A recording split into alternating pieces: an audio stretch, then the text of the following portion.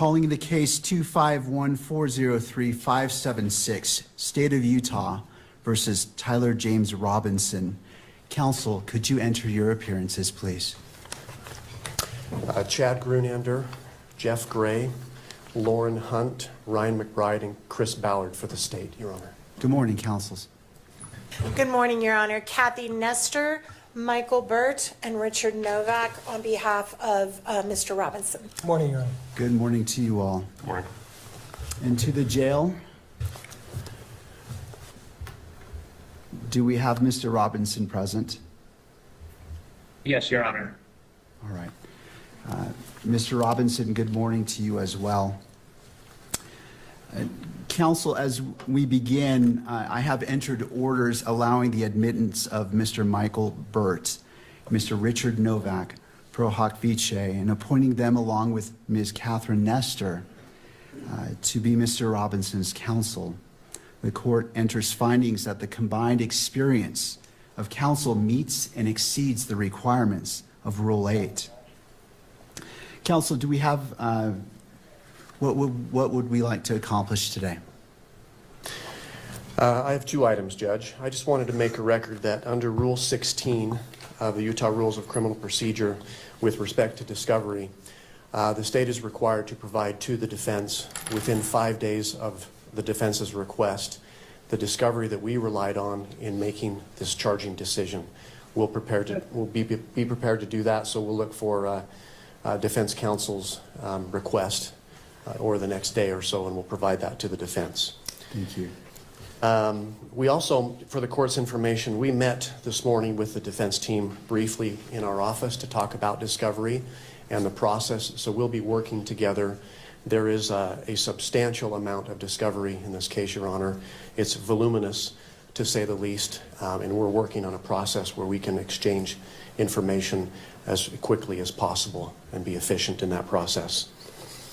The other item I had, Your Honor, I saw that over the weekend there was a protection order, pretrial and trial publicity order entered by Your Honor.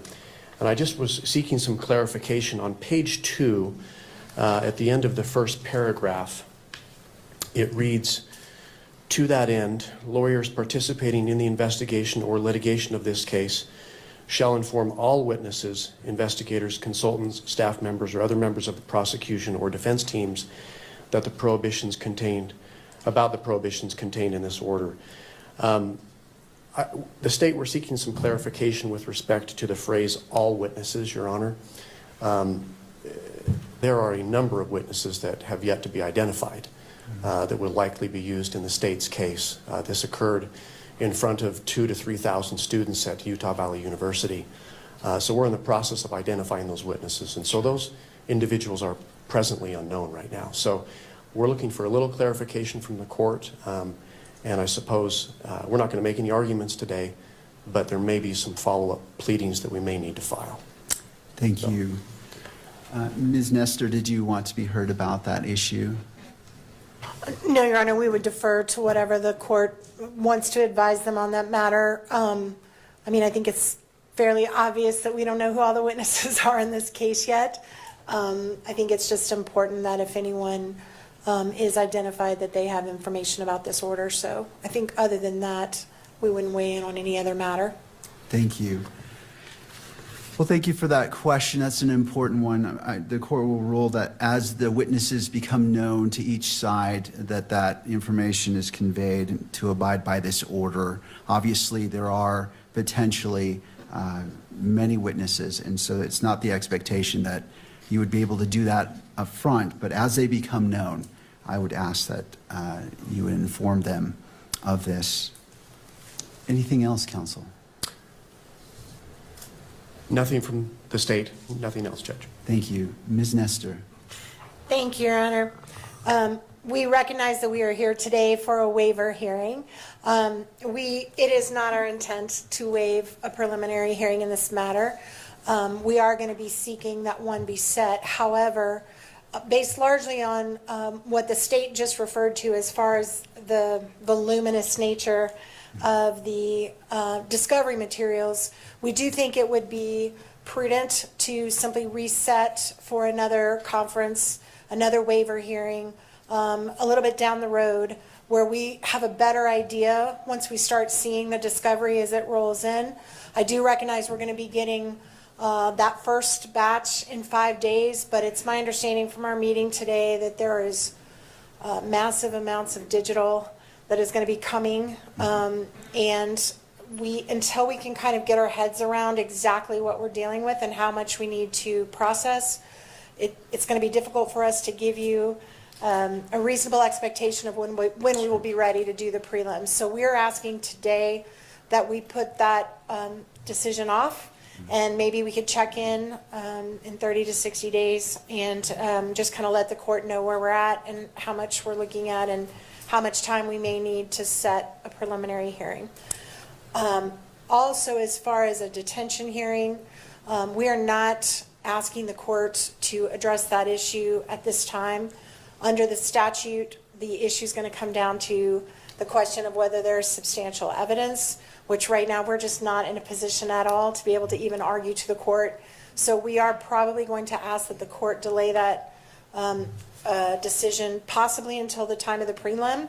But if it's sooner, we will ask the court for a hearing. But at this time, we are not asking the court to make any decisions on that matter. Thank you, counsel. In regards to the next hearing date, how about October 30th at 10 a.m.? That works for the state, Your Honor. Thank you. All right. That's fine for the defense, Your Honor. All right. Now, as we're at the beginning, anything further from counsel from either side? No, Your Honor. Thank you. No, Your Honor, thank you. As we are at the beginning of this case, it is my intent to only speak when I'm needed or it is necessary. But today I do wish to provide guidance and expectations that you can have for this court and wish to enter an order as well. As this case moves forward, Mr. Robinson's constitutional rights will be protected at every stage. He sits before this court presumed innocent, and that presumption remains unless and until each element of every offense charged against him is proved beyond a reasonable doubt. At the same time, and as applicable, victims are entitled under our Constitution to be treated with fairness, respect, and dignity, free from harassment or abuse. Justice demands that both of these principles, the rights of the accused and the rights of victims, be honored without compromise. I remain steadfast in my oath that I made 56 days ago to support and defend the constitutions of the United States and of Utah. I will carry out my duties with fidelity, transparency, and impartiality, treating every person who appears before me with the dignity and respect they are inherently due because they are human beings. Let me be clear. I will not put my finger on the scale of justice. These proceedings will be open to the public, conducted in accordance with the law, and handled with diligence and competence to ensure that justice is never compromised. It is the standing order of this court that Mr. Robinson shall be allowed to appear in person so he can fully engage with his attorneys and participate in these legal proceedings. Counsel, regardless of who is watching, whether it is the nation or a single individual, we must fulfill our roles with integrity, civility, and diligence. I encourage each of you to give your very best to this case. Neither Mr. Robinson nor the people of Utah deserve anything less than the fair and impartial administration of justice.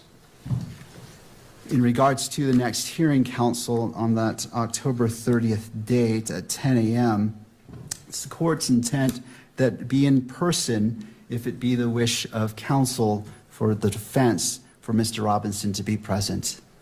It is, Your Honor. Thank you. Thank you. Counsel, anything else that we can address today? Your Honor, we appreciate the court's comments with respect to Your Honor's role in this case. In like matter, we commit to approach this case with integrity, with professionalism and civility. We are truth seekers. We will aggressively pursue the truth in this case. Thank you. Thank you. All right, counsel, unless there's anything else, thank you for being here. This court is in recess.